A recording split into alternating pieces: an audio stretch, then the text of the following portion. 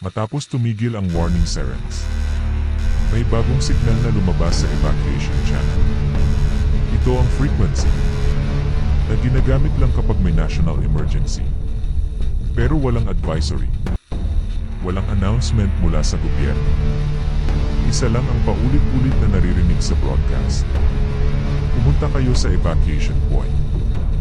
Akala nila prank transmission lang. Hanggang sa may operators na nakapansin. Bawat coordinates na binabanggit ng signal ay tumuturo sa mga abandonadong radio stations. Isa-isa nilang sinubukan tawagan ang locations. Walang sumasagot. Pero sa bawat frequency, may parehong tunog na naririnig. Mahinang paghinga. Kasunod nito, may isang batang nagsalita. Huli na para umalis. Biglang nag-static lahat ng channel. At bago mawala ng signal, may lumabas na emergency text sa lahat ng monitor. Sila ay gising na.